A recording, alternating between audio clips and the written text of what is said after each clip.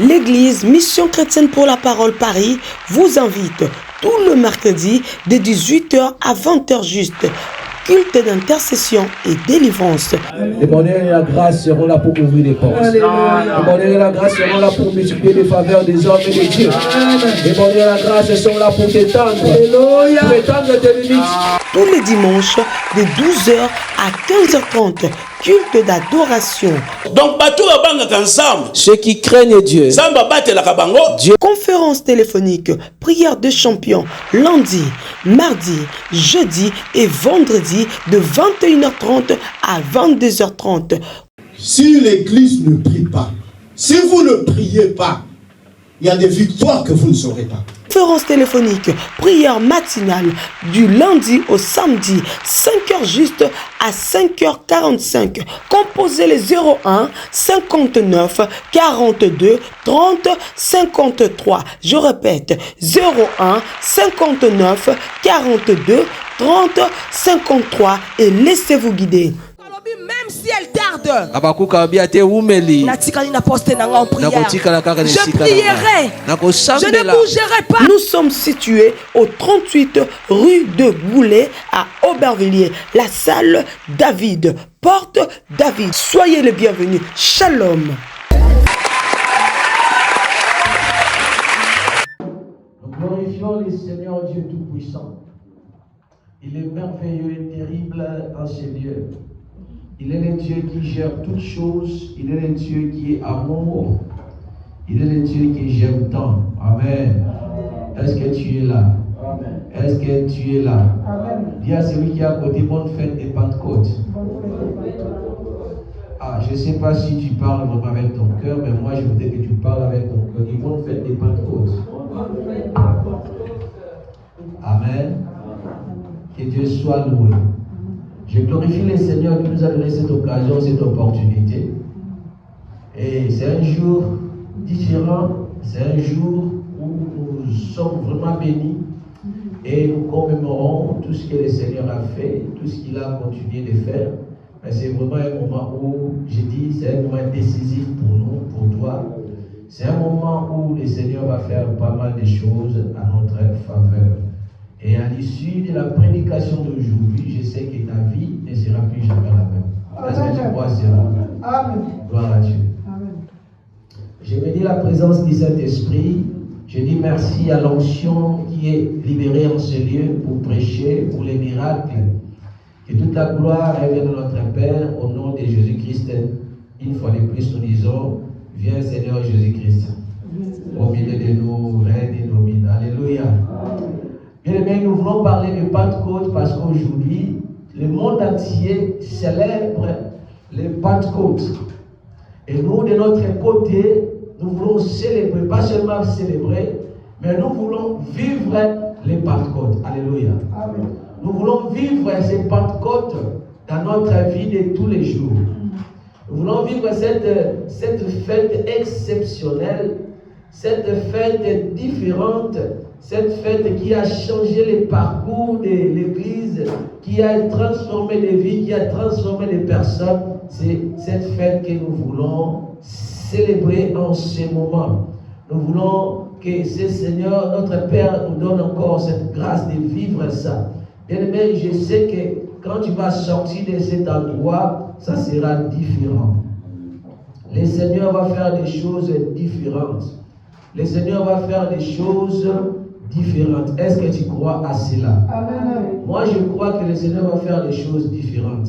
Il va les faire parce qu'il est amour. On l'a chanté tout à l'heure là. Il est amour. Notre Père est tellement amour, je sais qu'il va les faire. Alors, quand nous parlons de Pentecôte, nous voyons 50 jours après la Pâque. Quand nous parlons de Pentecôte, nous voyons quoi? 50 jours après la Pâque. La Pâque, c'est une fête qui est une fête que le Seigneur Dieu a ordonnée au peuple qui était en captivité en Égypte, les peuples qui étaient d'Israël en captivité en Égypte. Alors, ils ont passé beaucoup d'années parce que c'était destiné que ce peuple passe ses temps. Ils étaient destinés à aller dans cet esclavagisme parce que c'était annoncé bien avant.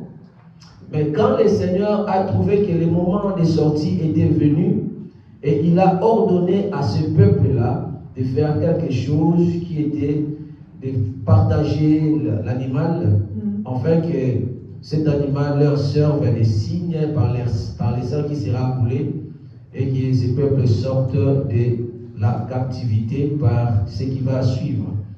Alors, pour parler de Pentecôte, c'est toujours quelque chose qui est vraiment important, et c'est aussi quelque chose qui est très complexe.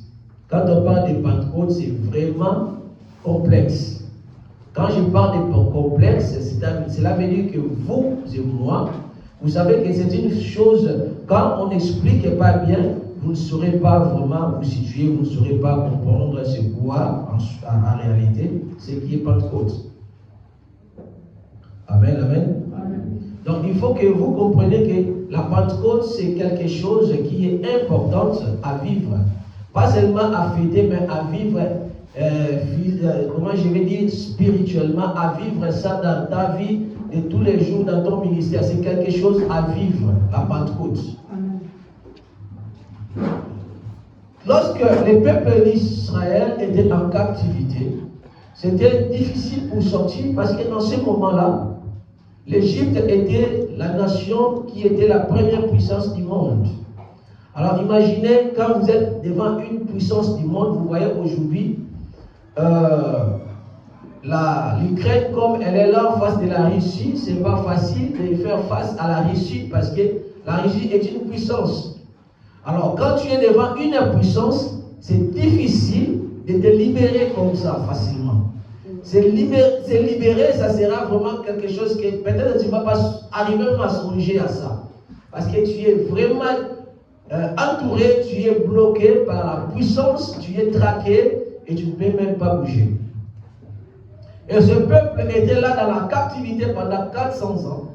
Mais le temps où Dieu a dit, je vis la souffrance de mon peuple, était arrivé. Dieu a vu la souffrance de son peuple, comme ce soir, il a vu la souffrance de quelqu'un qui me suit, et il est descendu pour te faire du bien. Dieu voit la souffrance. Quand il voit la souffrance, il attend les cris qui fait sortir ce peuple qui est dans la difficulté, dans la souffrance.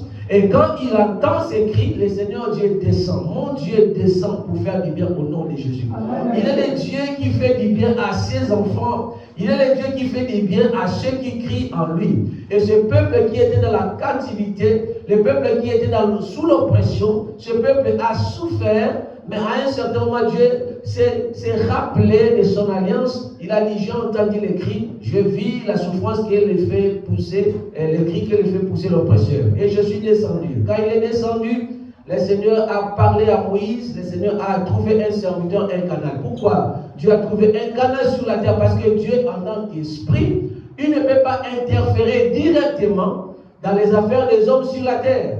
C'est pourquoi Dieu cherche toujours une personne pour envoyer. Comme la fête des Pentecôtes, Dieu a trouvé quelqu'un, il te trouve aujourd'hui pour que tu sois envoyé à la mission. Est-ce que vous voyez? Amen. Donc Moïse était là, un corps physique que Dieu voulait utiliser. Une personne que Dieu voulait utiliser par la personne, afin que la mission de la délivrance de ce peuple qui était dans l'esclavagisme soit opté, soit validé. Alors, ce n'était pas facile, mais ça passait beaucoup de choses, beaucoup de preuves, jusqu'à ce que Moïse lui-même ne croyait plus à la sortie. Mais Dieu, comme quand il commence quelque chose, il va toujours à la fin. Il a accompli cela. Mais à la fin, il a dit quoi? Il faut que vous preniez un agneau, et cet agneau-là, vous allez manger ça. Le sang qui va couler de cet agneau, vous allez appliquer ça sur les lintons, les poteaux, tout ça.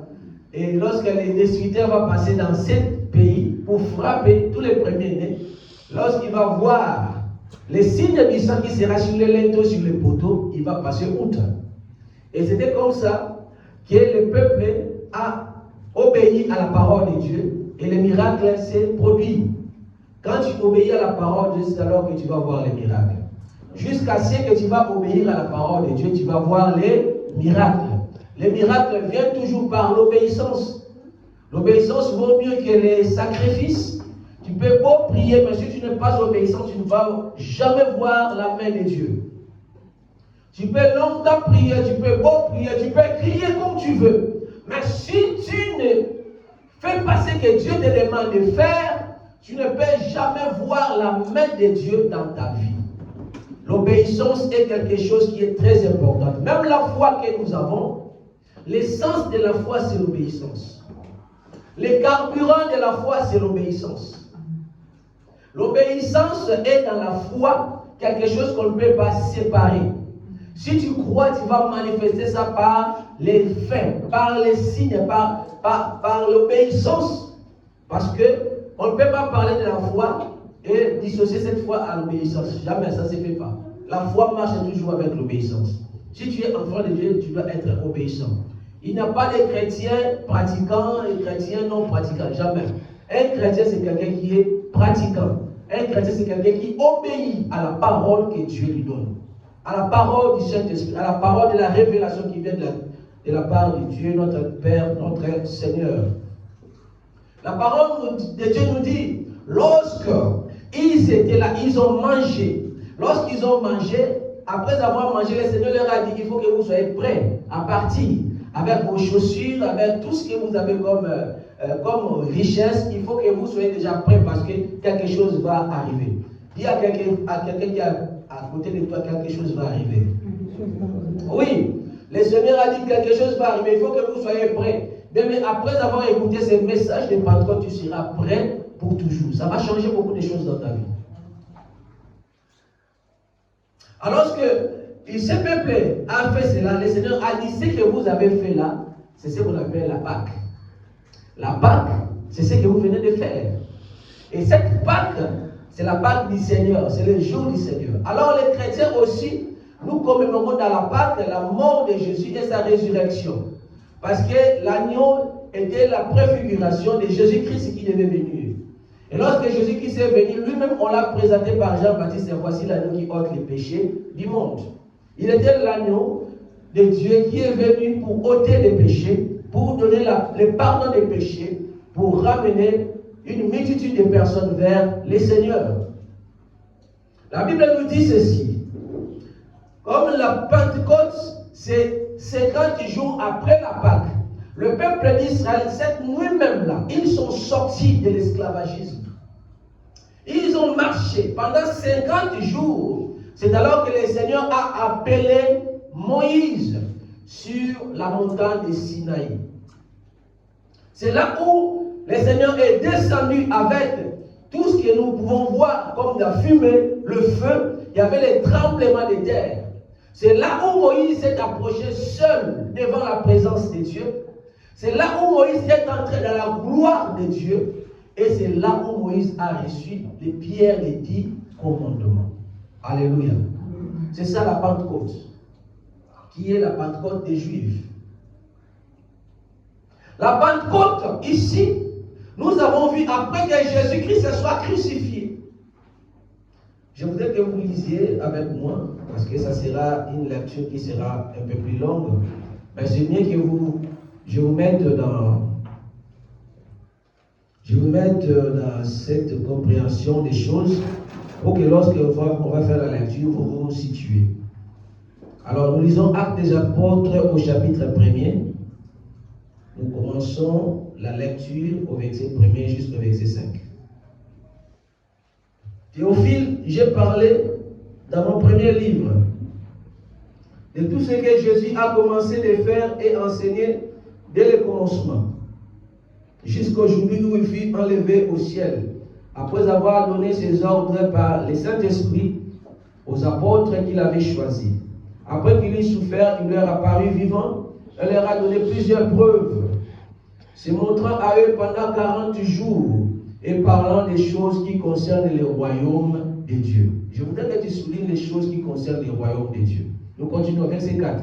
Comme il se trouvait avec eux, il leur recommanda de ne pas s'éloigner de Jérusalem, mais d'attendre ce que le Père avait promis, ce que je vous ai annoncé, leur dit-il. Car Jean a baptisé d'eau, mais vous, dans peu de jours, vous serez baptisés du Saint-Esprit. Amen. Nous continuons Actes des Apôtres chapitre 2. Là, c'est très long. Verset 2 jusqu'au verset 1 jusqu'au verset 21. Nous continuons la lecture.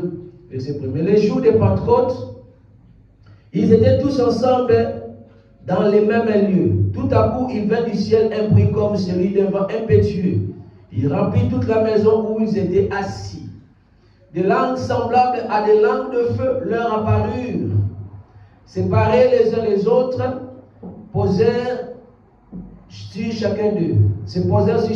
Et ils furent tous remplis du Saint-Esprit et se mirent à parler en d'autres langues, selon l'Esprit leur donnait de s'exprimer.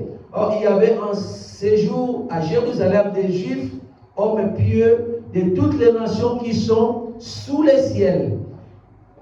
Et au bruit qui eut lieu, la multitude accourut et elle fut confondue parce que chacun les entendait parler dans sa propre langue. Ils étaient tous dans l'étonnement et la surprise. Ils se disaient les uns les autres, voici ces gens qui parlent, ne sont-ils pas tous galiléens? Et comment les entendons-nous? Dans notre propre langue, chacun dans notre langue maternelle.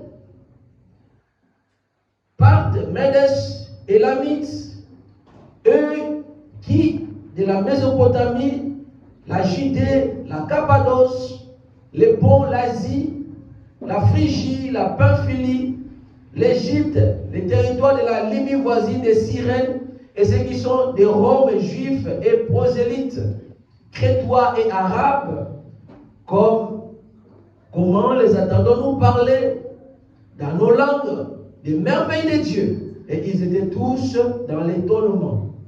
Et ne sachant que penser, ils se disaient les uns aux autres, que veut dire ceci? Mais d'autres se moquaient et disaient, ils sont pleins de vin.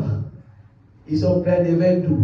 Alors Pierre, se présentant avec les 11, éleva la voix et leur parla en ces termes. Hommes juifs, et vous tous qui séjournez à Jérusalem, sachez ceci, prêtons l'oreille à mes paroles. Ces gens ne sont pas ivres, comme vous les supposez, car c'est la 3e heure du jour. Mais c'est ici qui a été dit par le prophète Joël. Dans les derniers jours, dit Dieu, je répandrai de mon esprit sur toutes les chairs. Vos fils et vos filles prophétiseront. Vos jeunes gens auront des visions et vos vieillards auront des songes. Oui, sur mes serviteurs et sur mes servantes. Dans ces jours-là, je répandrai de mon esprit. Ils prophétiseront. Je ferai paraître des prodiges en haut dans les ciels. Soulignez ici. Je ferai paraître des prodiges en haut dans les ciels et des miracles en bas sur la terre. Du sang, du feu et une vapeur de fumée. Le soleil se changera en ténèbres et la nuit en sang avant l'arrivée des jours du Seigneur. Et ces jours grands et glorieux. Amen. Que Dieu bénisse sa parole et que son nom soit sur sa parole.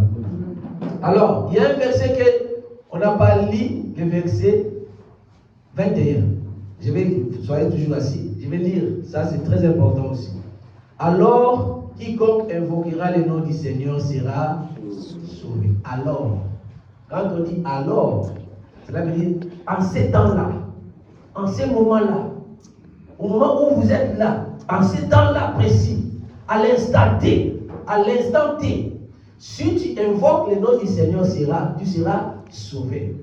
Alors, ici, nous avons vu la manière dont la fête des Pentecôtes, la réalisation ou les décors des Pentecôtes étaient faits. Ces décors-là, nous avons vu qu'ils étaient réunis. Lorsque Jésus-Christ était mort, qui était l'agneau de Dieu, qui était la préfiguration de ce qui était l'agneau des Pentecôtes, l'agneau que Jésus-Christ, que Dieu a ordonné au peuple qui était en esclavagisme en Égypte. Lui aussi, Jésus, l'agneau de Dieu, lorsqu'il est venu dans le monde, il s'est présenté comme ça, je suis l'agneau de Dieu, qui ôte le péché du monde. Et par la croix, il était mort. Et par sa mort et par sa résurrection, c'était pour que les péchés de l'humanité soit expié. La parole de Dieu nous dit ceci, que Jésus-Christ, il était la préfiguration de la Pâque qui était instaurée, qui était instituée au moment où les peuples étaient en captivité en Égypte. Alors, si nous comprenons la Pentecôte, si nous regardons en arrière et ce que Jésus-Christ a accompli, il y a une sorte de parallèle. Il y a ce qui est avant et ce qui est après. Mais il y a des choses de l'avant qui donnent des significations ou bien qui sont interprétées par des choses qui sont présentes. L'agneau qui était ordonné de prendre, qu'il soit pris au moment où ils étaient en Égypte, cet agneau, c'était la préfiguration de celui qui était Jésus-Christ. Et nous avons vu l'agneau qui était là devait passer quelque temps et être tué. Et cet agneau qui était tué, l'agneau qui était tué aussi, Jésus-Christ, il était passé par la croix. Et par la croix, c'est dans ce moment-là que le peuple qui a mangé sa chair et qui a mis son sang sur les lotos était libéré. Et quand Jésus-Christ était mort, et quand il est ressuscité, c'est alors que le pardon des péchés fut donné. C'est alors que le pardon des péchés fut accordé à l'humanité. Donc il y a ce qu'on appelle parallèle, des choses qui étaient avant, qui sont expliquées, qui sont interprétées par des choses qui sont présentes. La parole de Dieu continue de rappeler que Jésus, lorsqu'il était sur la croix, lorsqu'il est ressuscité, c'était pas tout. Il devait monter au ciel. Il devait monter au ciel. Mais après sa résurrection, il a passé beaucoup de temps avec les disciples. Il a passé beaucoup de temps avec les disciples, leur parlant des choses concernant le royaume de Dieu. C'est pourquoi je vous ai dit, il faut souligner le royaume de Dieu. Mais comment Jésus, lorsqu'il était présent, durant son temps de ministère, il prêchait le royaume de Dieu. Lorsqu'il a envoyé les disciples aller prêcher la parole de Dieu, il a dit guérissez les malades et dites-leur que le royaume de Dieu s'est approché de vous. Donc vous voyez, les disciples étaient là, ordonnés par Jésus-Christ, recommandés de parler que le royaume de Dieu s'est approché des personnes auprès de qui ils vont exercer le ministère de la guérison. Jésus leur a dit, si vous guérissez les malades, dites-leur que le royaume de Dieu s'est approché de vous. Le royaume de Dieu était approché des hommes. Les disciples étaient là, ils témoignaient le royaume de Dieu, mais eux, ils n'étaient pas dedans. Ils étaient d'abord en dehors. Ils n'étaient pas dedans. Ils disaient que le royaume de Dieu s'est approché de vous. Ils guérissaient les malades comme ça. Mais Jésus lui-même, l'incarnation du royaume était là. Il a dit, si je chasse les démons par les doigts de l'Éternel, c'est alors que le royaume de Dieu est au milieu de vous. Donc lui-même, le royaume de Dieu, il était là. Mais les disciples devaient dire, le royaume de Dieu s'est approché de vous. C'est très important à souligner parce qu'on va revenir au royaume de Dieu. La Bible nous dit ceci. Alors que Jésus-Christ a passé du temps avec les disciples, il leur a parlé des choses concernant le royaume de Dieu. Pendant le temps qu'il est resté avec eux, c'était 40 jours. Après la résurrection, il n'était pas directement allé au ciel. Il est passé 40 jours avec les disciples. Lorsqu'il est passé ce temps pendant les disciples, c'était le temps où des fois il venait au milieu d'eux, des fois il disparaissait. Il n'était pas vraiment régulièrement, il n'était pas tous les jours assis régulier comme c'était avant, mais c'était des apparitions épisodiques. Pendant ce moment, Jésus-Christ, lorsqu'il apparaissait au milieu des disciples, il leur parlait des choses concernant le royaume de Dieu. Bien aimé, le royaume de Dieu, Dieu veut faire des personnes des rois. Dieu veut faire des personnes pleines d'autorité. Dans ce message concernant le royaume de Dieu, en ce moment de la Pentecôte. Parce que la Pentecôte, c'est 50 jours après la Pâque. Lorsqu'il est parti, il est resté avec eux pendant 40 ans, pendant 40 jours. Il est resté avec les disciples pendant 40 jours. Alors, au moment où Jésus-Christ devait partir, il leur a dit, restez ici dans la chambre haute. Restez ici dans la chambre haute, demeurez ici dans la prière, jusqu'à ce que le Seigneur vous envoie l'Esprit Saint, ce qui était promis. Que vous soyez baptisés du Saint-Esprit. Comme je vous ai dit, Jean a baptisé d'eau, moi je vous baptiserai du feu, du Saint-Esprit et du feu. Il a dit, restez ici. Restez ici. Ne bougez pas. Bien aimé, j'aime bien les instructions. Et quand tu reçois l'instruction de Dieu, il faut le faire comme Dieu te le demande de le faire.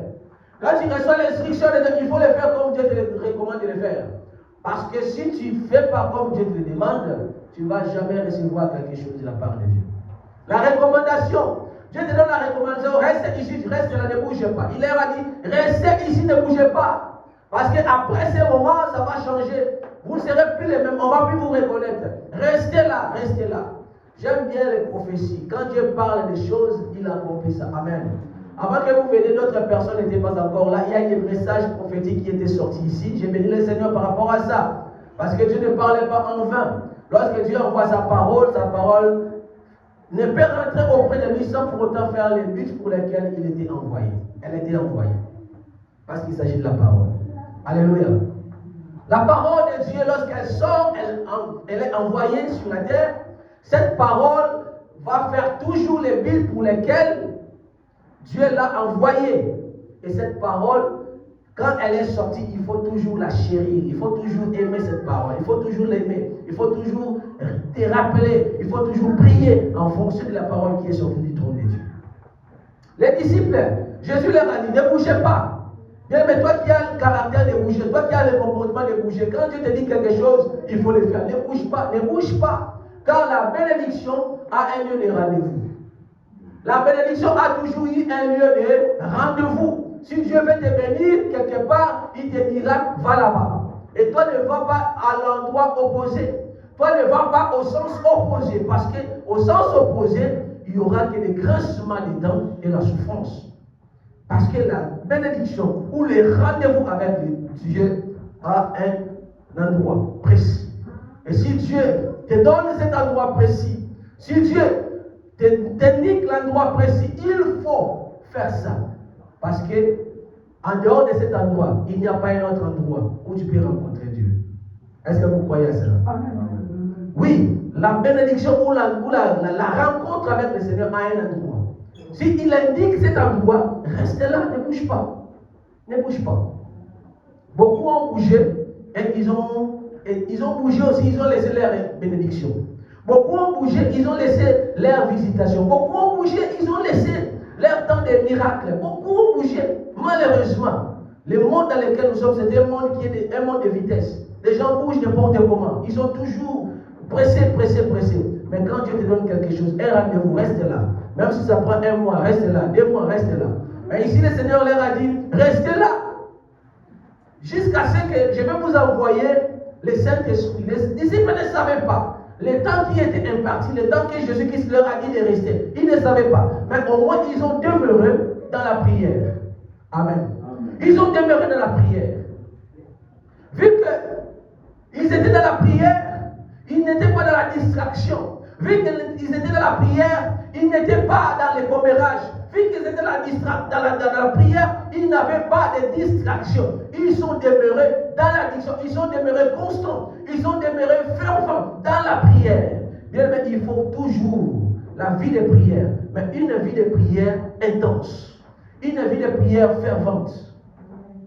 Pas de prière superficielle. Pas de prière, tu pries 2 minutes, 3 minutes, après tu vas vaquer à tes occupations. Non. Les prières, quand le Seigneur dit demeure, il faut demeurer dans la prière.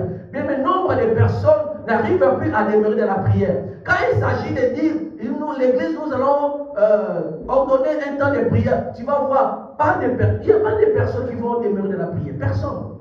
Or, moi, je vais travailler. Même en travaillant, tu peux prier. Mais tu prends des excuses parce que tu vas travailler. Tant mieux. Si l'église dit que voilà, il faut prier. Oh, moi je vais aller faire mon travail, c'est difficile. C'est 8 heures, 10 temps debout. Oui, 8 heures, 10 temps debout. Mais personne ne te dit de ne pas prier.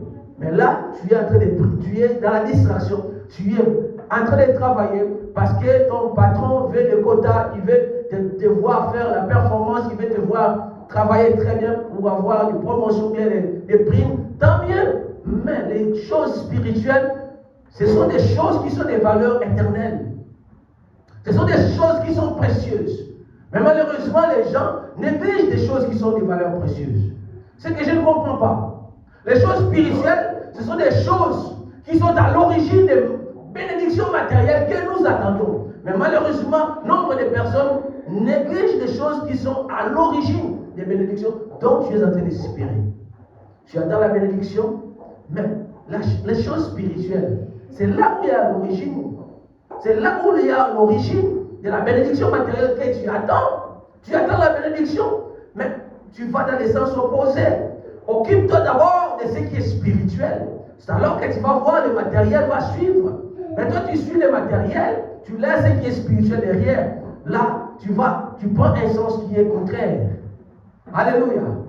Jonas, il prend un sens contraire. Au lieu de chercher là où il y a le bon sens, lui, il cherche les sens opposés. Là, tu n'auras que les grincements des dents, tu n'auras que les situations pénibles et difficiles. La Bible a dit ici, Dieu a dit, restez dans la prière de la chambre haute. Ils sont restés dans la chambre haute. Dans la prière, ils ont chauffé. Ils ont demeuré dans la prière. Ils sont restés dans la prière. Ils ont cherché la face de Dieu. Et au 10e jour, la Bible dit, par rapport au texte que nous venons de lire ici, il y a eu tremblement de terre. La terre où il s'est trouvé trembla. Comme c'était le bruit d'un vent impétueux. La terre trembla. Et la Bible nous dit ici qu'il y a eu des flammes de feu, l'apparition des langues de feu qui les séparaient les uns des autres. Et en ce moment-là, ils ont commencé à parler en des langues différentes, les langues de la terre. Alors la Bible nous dit ici que les peuples du monde entier se trouvaient à Jérusalem. Donc c'est ici où nous avons vu parler en langue a commencé. Quand bien même Esaïe a parlé en langue déjà en prophétie, blablabla, il a parlé de ça. Mais ici nous avons vu vraiment la réalisation de la vraie parler en langue. Cette parler en langue, ce n'était pas seulement les langues qui étaient comprises par le Seigneur lui-même, ce n'était pas seulement une langue des anges, mais c'était aussi une langue qui était comprise par ceux qui étaient présents. Donc ici, on fait la mention de toute la population qui était là, leur origine. Ils étaient de l'Égypte, ils étaient de la Libye, ils étaient de la Rome, ils étaient des Arabes, ils étaient nombreux, des Grecs, ils étaient là. Ils étaient nombreux. Le peuple de toute la terre. Ils étaient à Jérusalem. La Bible nous dit ceci. Ce peuple, lorsqu'ils ont entendu le bruit, ils ont compris, ce bruit, ça vient de cet endroit.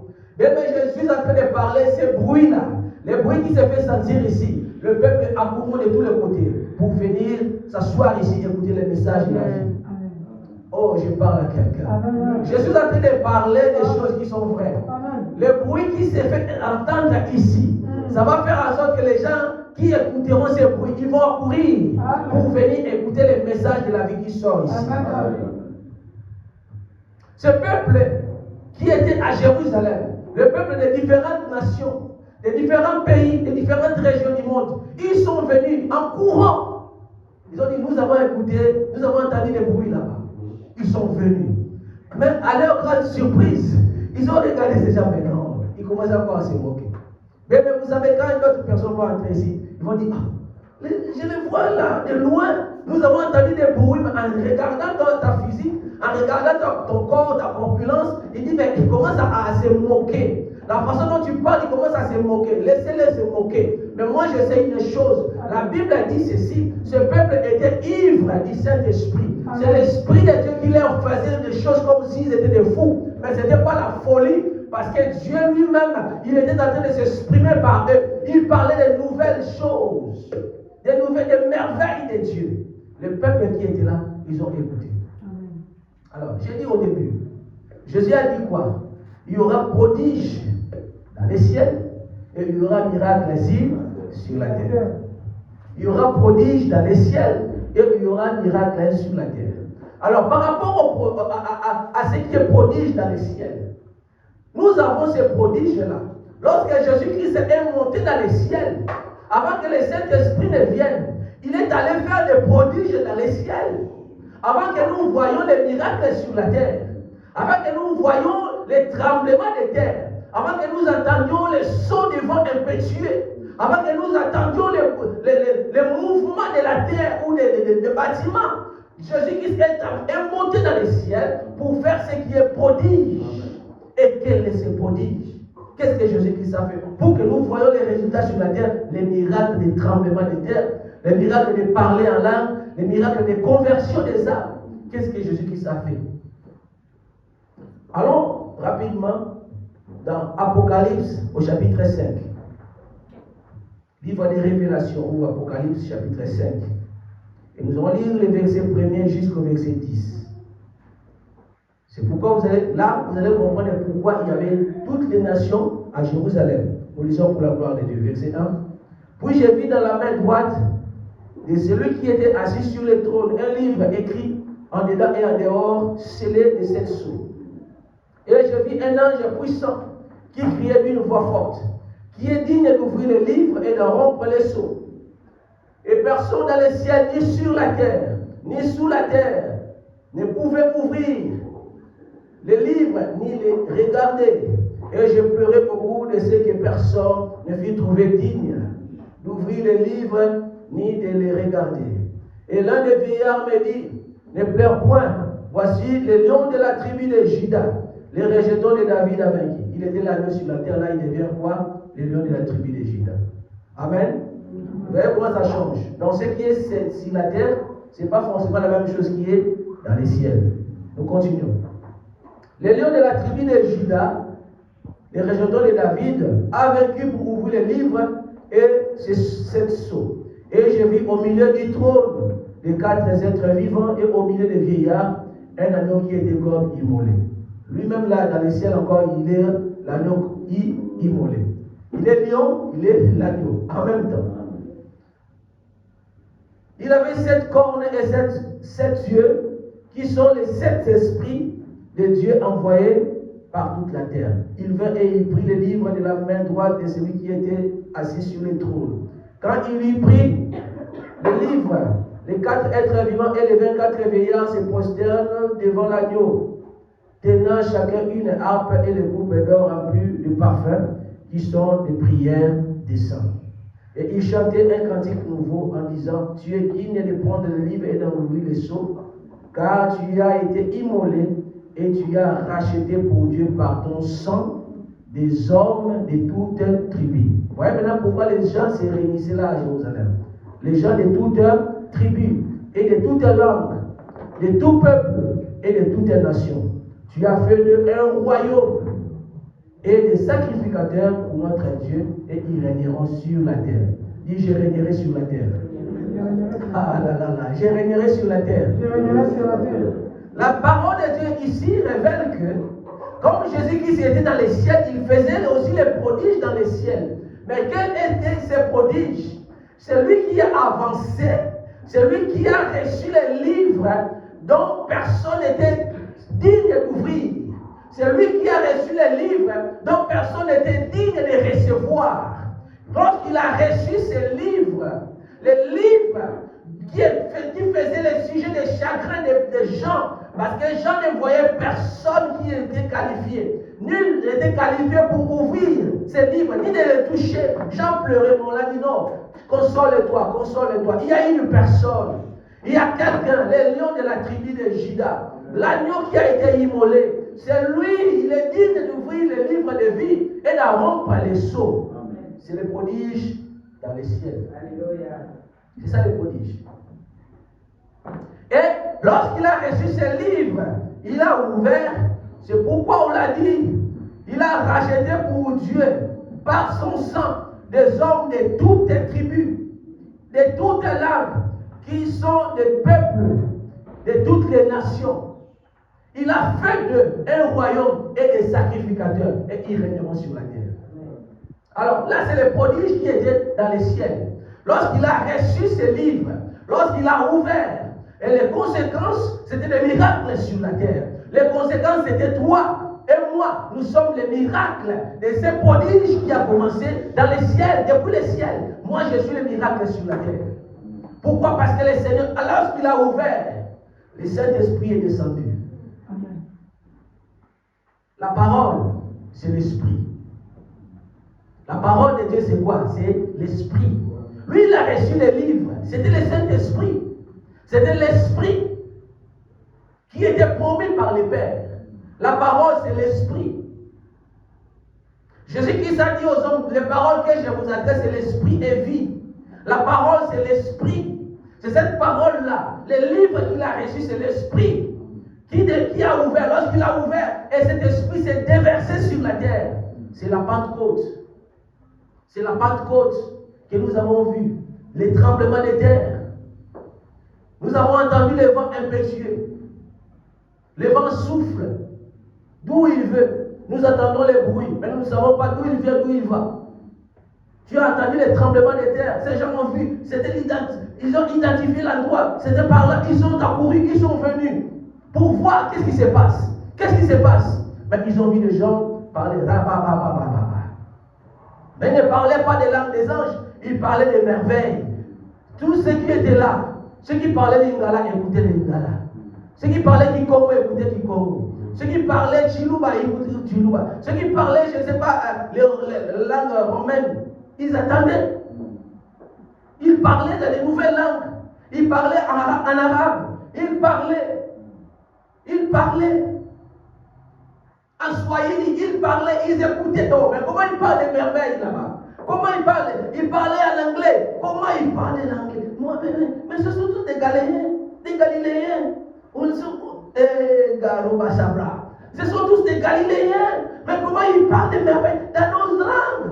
Même ma langue traditionnelle, ma langue, ma langue, ils parlent ça. Oh, mais ils pensaient que ces gens étaient ivres. Pierre est avancé. Il a dit non, ce n'est pas de l'ivresse. Il est 3 heures du jour. Ce n'est pas de l'ivresse, mais c'est l'accomplissement de la prophétie que Dieu a donnée par Joël. Que dans les derniers temps, je répandrai de mon esprit sur toute chair. Vos filles et vos filles prophétiseront. Les vieillards auront des songes. Pourquoi les vieillards auront des songes? Parce qu'ils dorment beaucoup. Quand on devient vieux, on dort beaucoup. C'est pourquoi il faut faire beaucoup de songes. Des jeunes gens de vision, il répandra sur les serviteurs et sur les servantes les derniers jours. C'est ce que vous avez vu ici. Donc ce n'est pas des racontards. Ce n'est pas des plaisanteries. Ce sont des choses spirituelles, des valeurs spirituelles. Et ces gens étaient en face de quelque chose qui était surnaturel. Quand on parle de prodige, quelque chose qui est surnaturel. Mais les miracles aussi, c'est quelque chose qui est surnaturel. Des événements surnaturels. Ils étaient en face de ça. Ils étaient en train d'écouter les messages. Ils étaient en train d'écouter les merveilles de Dieu. Que ces gens parlaient. Ils ont dit non. Ils ne sont pas ivres. S'ils étaient ivres, ils allaient faire des bêtises ici. Mais je l'entends parler en Chiluba. Je l'entends parler en Kikongo. Je l'entends parler en Lingala. Je l'entends parler en Swahili. Je l'entends parler à Aoussa. Je l'entends parler, je ne sais pas quoi. En latin, je l'entends parler en français. Je l'entends parler en espagnol, en anglais. Mais non. Mais ce sont tous des Galiléens. Ils n'ont même pas étudié. Ce sont tous des pécheurs. Les gens de moindre vie, ils n'ont même pas, ils ne sont pas des érudits. Ils ne sont pas des gens, des savants. Ils ne sont pas des gens qui ont poussé des études trop loin. Mais comment ils peuvent parler des merveilles dans nos langues? En arabe, ils étaient là. En chinois, ils étaient là. Ils étaient étonnés, épatés. Mais vu la profondeur, la teneur de ce qui sortait, des paroles, des merveilles, ces gens ont dit non. Ça, il faut que nous nous abandonnions à Dieu. Et ces gens ils ont demandé à Pierre, qu'est-ce que nous devons faire? Et Pierre a dit, il faut croire. Il faut croire. Il faut croire. Lorsque ces gens ont cru, lorsque ces gens ont donné leur vie à Dieu, c'est là où s'est accompli le message que l'être vivant a dit. Il a racheté les gens de plusieurs langues, de plusieurs nations, pour leur faire des rois et des sacrificateurs. C'est cette parole. Dans les ciels, c'est ce qui s'est accompli. Ce n'était pas fortuit, ce n'était pas hasard. Auprès de Dieu, il n'y a pas d'hasard. Donc pourquoi ce peuple s'est retrouvé là? Parce que la prophétie, l'accomplissement de la parole de Dieu devait s'accomplir par là. Qu'il y ait plus de personnes en Jérusalem, qu'il y ait toutes les nations représentées à Jérusalem, en fait que lorsque ce moment va arriver, en fait que tout cela puisse croire et recevoir les saluts.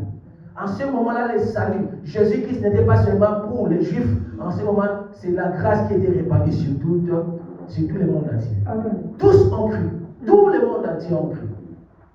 Tous les hommes, toutes les femmes qui étaient là, ils ont cru. Alléluia. Amen. Pourquoi les royaumes? Pourquoi les sacrificateurs? Oui. C'est par là, lorsque nous voyons Moïse, lorsqu'il est entré dans les lieux où il y avait la plénitude de la gloire de Dieu, sur la montagne de Sinaï, il y avait le feu. Il y avait le feu, il y avait la fumée. Et ce même feu, parce que le peuple ne pouvait pas y entrer, le peuple était toujours un spectateur. Il regardait Moïse seul entrer. Mais dans les temps que nous avons, les temps de la Pentecôte, ce n'est plus réservé pour une seule personne, mais c'est pour plusieurs. C'est pourquoi Dieu a répandu en ce lieu des langues de feu. Des langues de feu étaient posées sur les gens. En fait, que toi, tu ne laisses pas l'autre entrer seul. Toi aussi, tu es entré. Toi aussi, tu es appelé à entrer parce que le Seigneur ne veut plus de spectateurs. Dieu veut t'utiliser. C'est pourquoi le feu est là. La symbole du feu.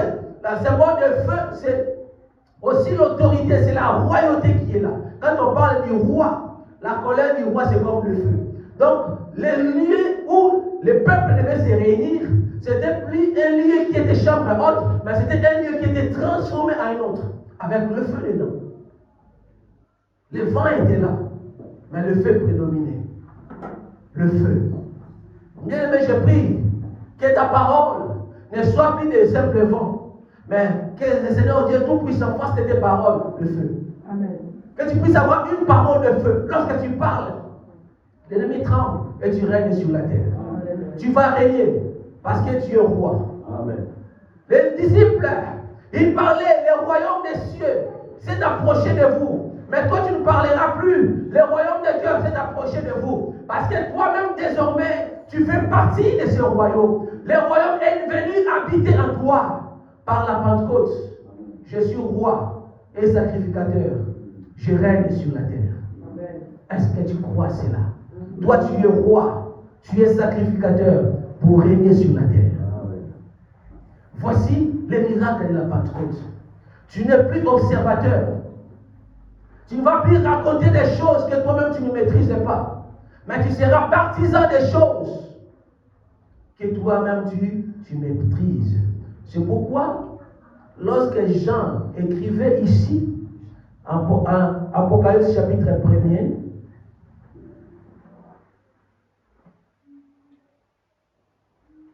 alors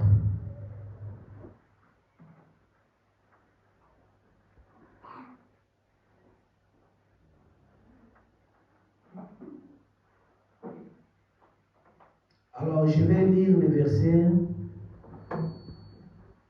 5 et le verset 4.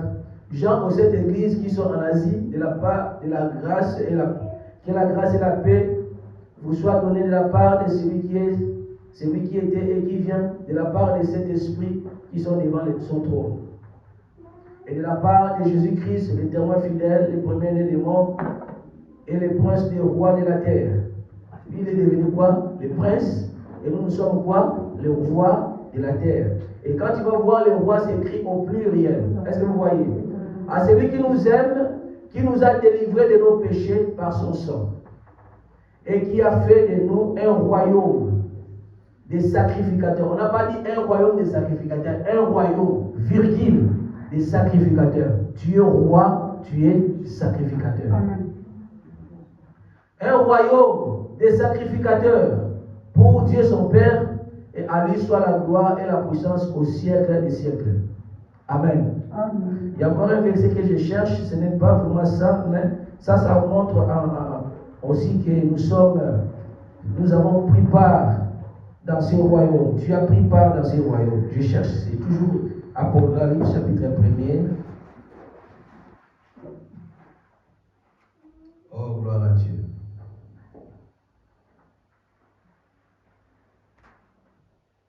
Alléluia, gloire à Dieu.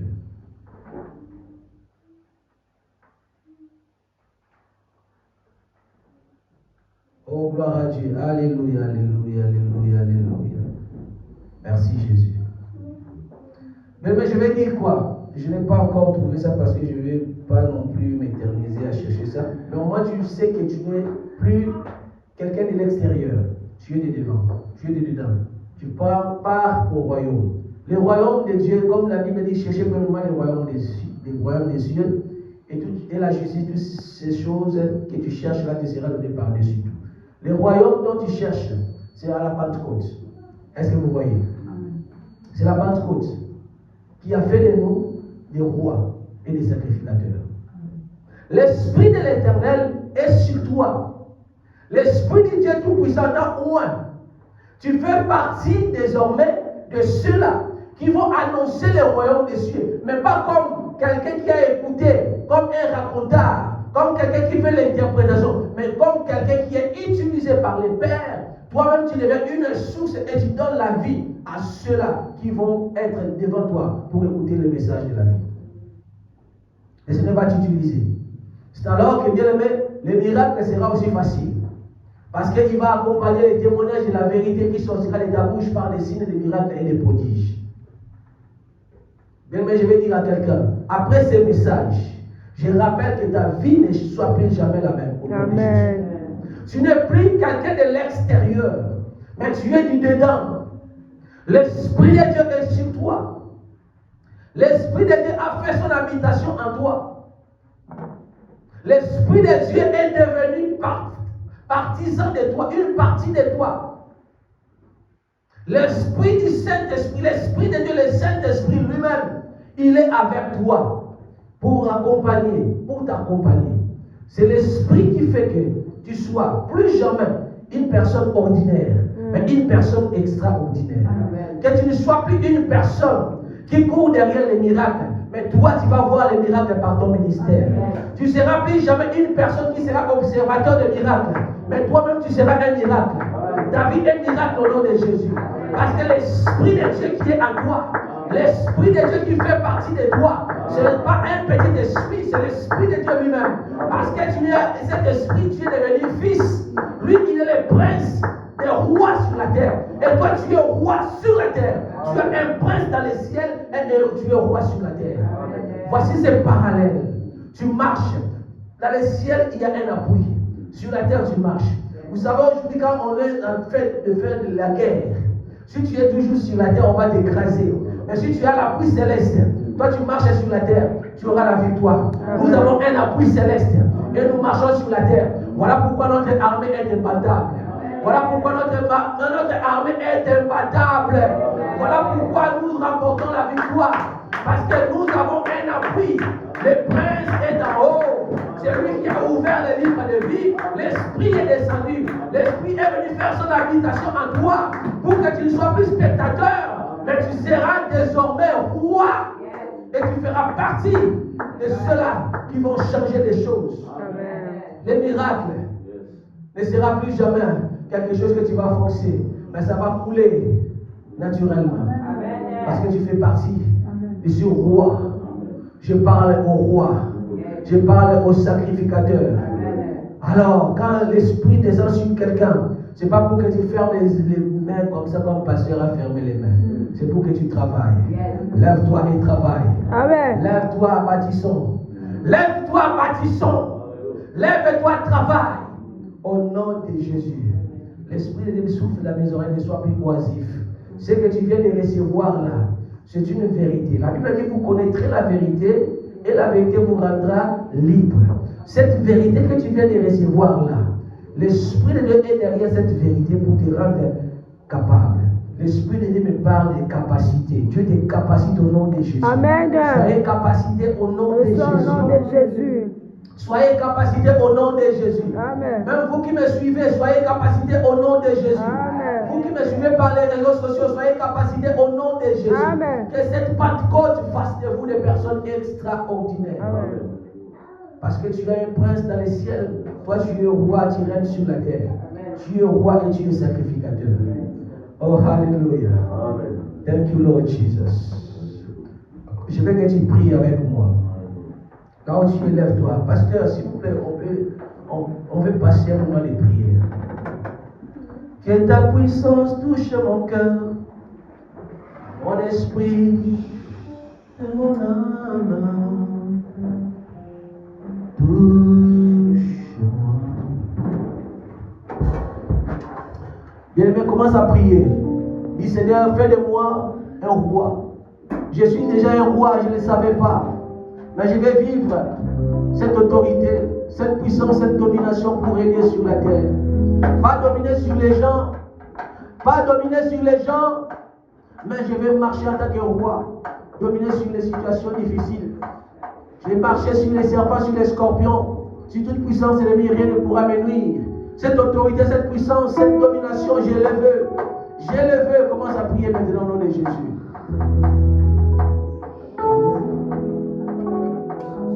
Lève la voix, prie. Déplace à notre Dieu. Vers les montagnes. Commence à prier, lève ta voix, bien-aimé. D'où me viendra le secours? Ma force reste, c'est toi, Jésus. Mon bouclier, c'est toi, Seigneur. De ta puissance, descend sur moi. L'onction divine, comble mon cœur.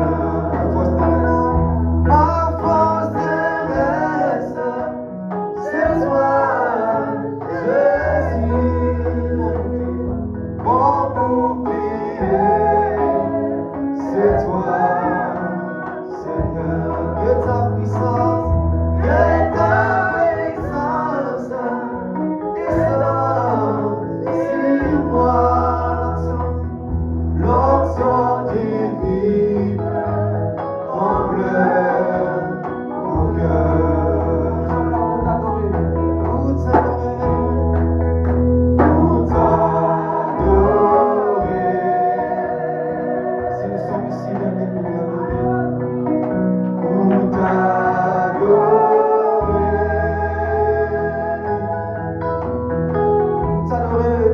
Pour t'adorer. Seigneur Jésus, me voici pour toi, Jésus, oh Jésus, rejetant de David, l'agneau immolé, lion de Juda, l'étoile du matin. Sans la puissance dimanche, la louange, la sagesse, la foi, l'honneur et la gloire. Oh Seigneur, merci.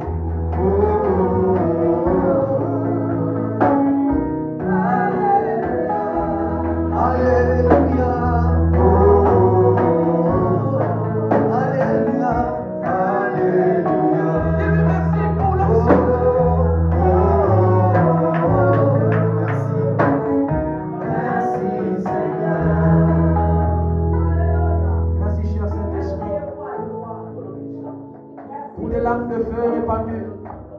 Merci pour l'onction répandue. Tu as fait les noms du roi, les sacrificateurs pour régner sur la terre. À partir de maintenant, j'ai pris que les ministères de chacun ne restent plus jamais les mêmes. Que nos vies ne restent plus jamais les mêmes. Que l'église ne reste plus jamais la même. Au nom de Jésus-Christ. Merci. de Jésus-Christ. Tu es roi, tu es sacrificateur et règne. Règne, règne, au nom de Jésus. Acclamez, acclamez, acclamez.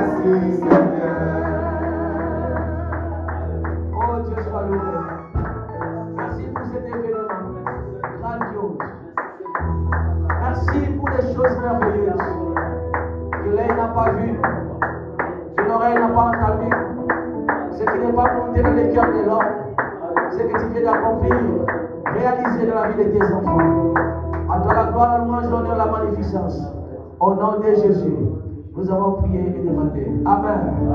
On acclame Jésus. L'église Mission Chrétienne pour la Parole Paris vous invite tout le mercredi de 18h à 20h juste. Culte d'intercession et délivrance. Le bonheur et la grâce seront là pour ouvrir les portes. Le bonheur et la grâce seront là pour multiplier les faveurs des hommes et des dieux. Le bonheur et la grâce sont là pour t'étendre. Pour étendre tes limites. Tous les dimanches de 12h à 15h30. Culte d'adoration. Donc, bateau abanga ensemble. Ceux qui craignent Dieu. Samba bate la kabango. Dieu. Conférence téléphonique, prière de champion, lundi, mardi, jeudi et vendredi de 21h30 à 22h30. Si l'église ne prie pas, si vous ne priez pas, il y a des victoires que vous ne saurez pas. Conférence téléphonique, prière matinale du lundi au samedi, 5h juste à 5h45. Composez les 01 59 42 30 53. Je répète, 01 59 42 30 53 et laissez-vous guider. Même si elle tarde, je prierai, je ne bougerai pas. Nous sommes situés au 38 rue de Goulet à Aubervilliers, la salle David, porte David. Soyez les bienvenus. Shalom.